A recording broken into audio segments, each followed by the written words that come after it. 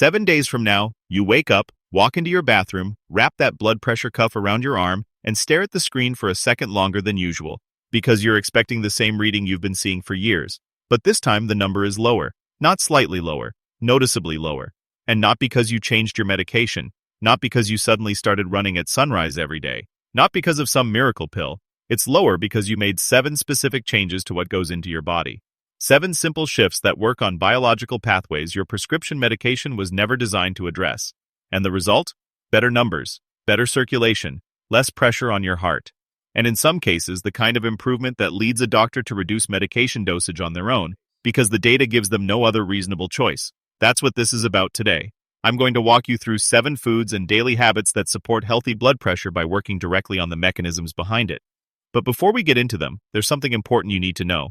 Halfway through this, I'm going to show you 3 things that are probably already part of your daily routine right now, and they may be quietly working against every healthy choice you make. If you ignore those 3 things, the foods we cover today won't work nearly as well as they should. So stay with me until the end, because the second half of this may be the missing piece that finally makes everything else start working.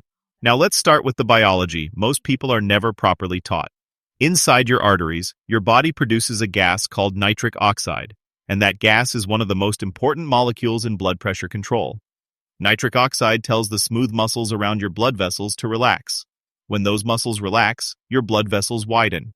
When blood vessels widen, blood flows more easily. And when blood flows more easily, pressure drops. It's one of the body's natural ways of keeping circulation under control.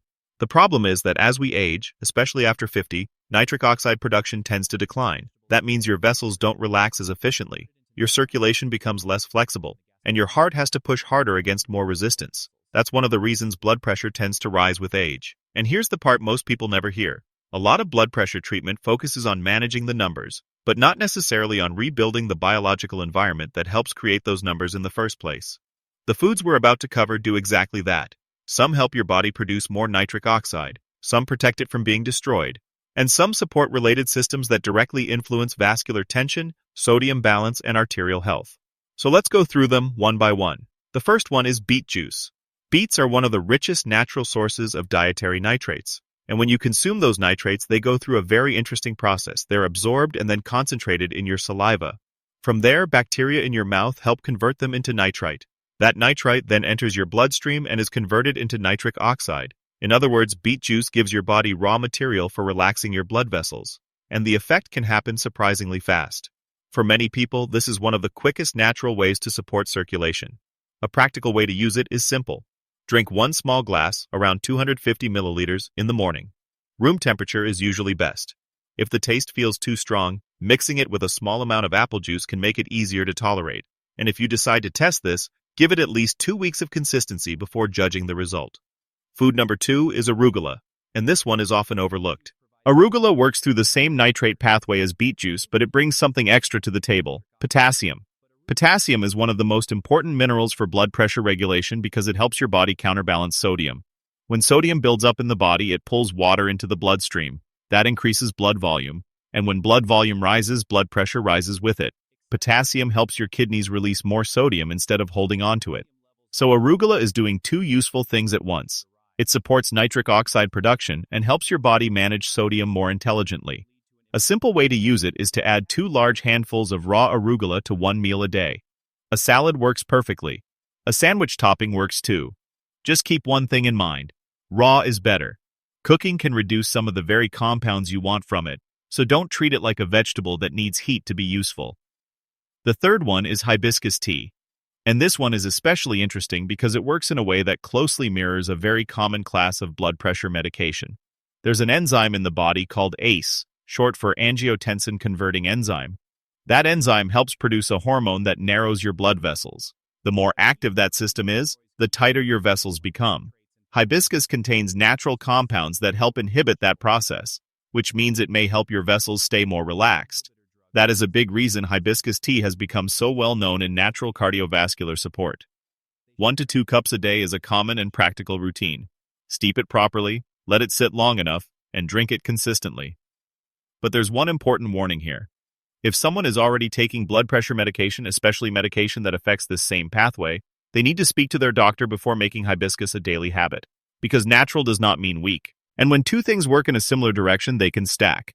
The fourth food is garlic, but not just garlic, raw garlic prepared the right way. Because the way you handle garlic determines whether it acts like a flavoring or something much more beneficial.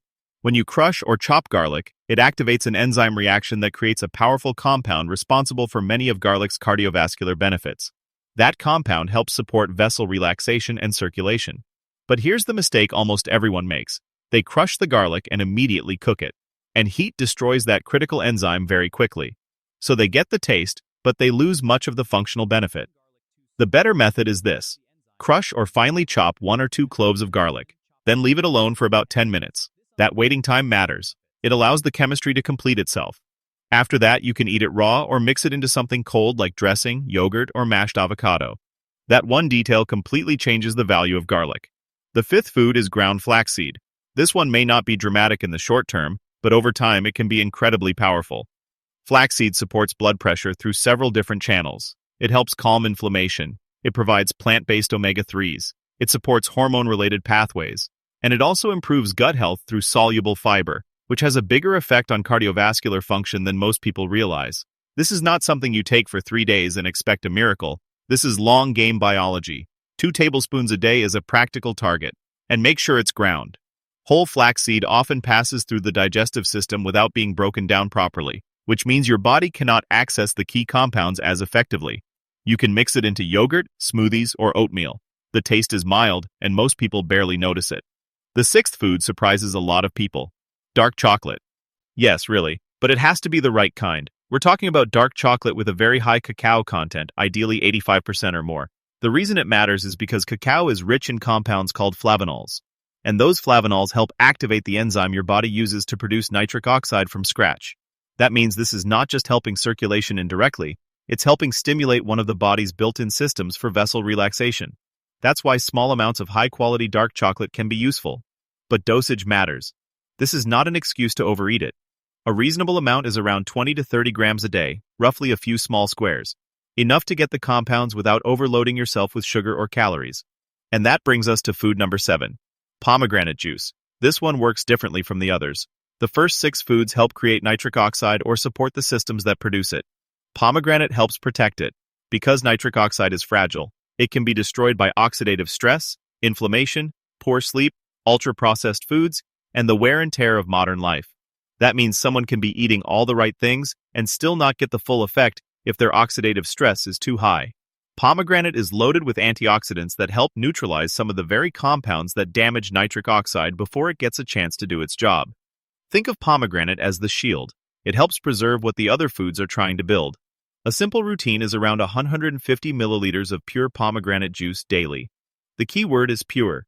No added sugar, no unnecessary fillers, no diluted imitation drinks pretending to be juice. Now here's the part most people don't expect. Even if you add all 7 of these foods, there are still 3 common things that can quietly sabotage your progress. And for some people, these 3 things are the real reason they never see the full benefit. The first one is mouthwash, specifically antibacterial mouthwash. Remember the bacteria in your mouth we talked about earlier? The ones that help convert dietary nitrates into nitric oxide? Antibacterial mouthwash doesn't know the difference between harmful bacteria and beneficial bacteria. It wipes them all out. So you can drink beet juice in the morning, eat arugula later in the day, and then reduce the benefit by killing off the very bacteria required for the conversion process. That's a major problem. A better option is to focus on good brushing and oral care without aggressively wiping out the entire oral microbiome. Not every clean mouth needs an antibacterial rinse. The second saboteur is your breakfast. For many people, breakfast is built almost entirely around refined carbohydrates. Cereal, toast, jam, sugary juice, sweetened coffee drinks. The problem is that these foods spike blood sugar quickly. That triggers insulin. And insulin doesn't just affect blood sugar, it also influences how your kidneys handle sodium. Higher insulin can push the body toward retaining more sodium, which means more water retention, more blood volume, and ultimately, more pressure. That makes breakfast one of the most important opportunities of the day. Because the wrong breakfast pushes your body in the wrong direction right from the start. A better breakfast is one built around protein, healthy fat, and slower digestion. Eggs with avocado, Greek yogurt with nuts and flaxseed, smoked salmon with cucumber, something that keeps insulin steadier and gives your body a calmer start. And then there's the third saboteur, pain medication. particularly frequent use of common anti-inflammatory drugs like ibuprofen or naproxen. These medications are widely used especially by people dealing with joint pain, back pain, or headaches, but they can interfere with blood pressure regulation in more than one way. They influence kidney function. They affect sodium and water retention, and they may reduce the effectiveness of certain blood pressure medications. That means a person can be doing everything right with food, supplements, and routine, and then partially undoing that progress with a medication they barely even think about. This does not mean someone should stop taking any medication on their own. It means this is worth discussing with a doctor if those pain relievers are being used regularly. Because sometimes the missing piece is not what you're failing to add, it's what you keep unknowingly using. Now let's connect everything back to the most important part of the day. Morning. Why does morning matter so much? Because from around 6 a.m. to 10 a.m., your body naturally experiences a surge in stress hormones. Cortisol rises, other stimulating hormones rise with it, and as a result, blood pressure tends to climb during these early hours. This is often called the morning surge, and it matters because this is one of the highest risk windows for serious cardiovascular events. In other words, your body is already under more pressure in the morning. So what you do during that window makes a much bigger difference than most people realize. If your morning starts with beet juice, you're feeding the nitric oxide pathway right when your vessels need support most. If your breakfast is low in sugar and high in protein, you're avoiding the insulin and sodium spiral that can worsen pressure during those same hours. If you stop disrupting your oral bacteria with harsh mouthwash, you preserve the very system required to turn those dietary nitrates into action. So these are not 7 random foods and 3 unrelated warnings. They form one connected system, a system that supports blood pressure from multiple directions at the same time. Better vessel relaxation, better sodium balance, less oxidative stress, more support for nitric oxide, less sabotage from daily habits. And that's the bigger lesson here. Managing blood pressure is not just about forcing the number down. It's about understanding the biology that created the number in the first place.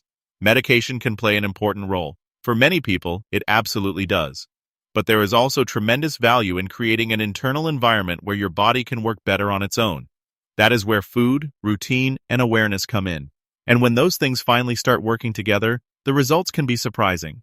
So if you've been feeling like your blood pressure is something that just happens to you, something you can only react to, maybe it's time to look at it differently. Because sometimes the most meaningful improvements don't start with a dramatic overhaul.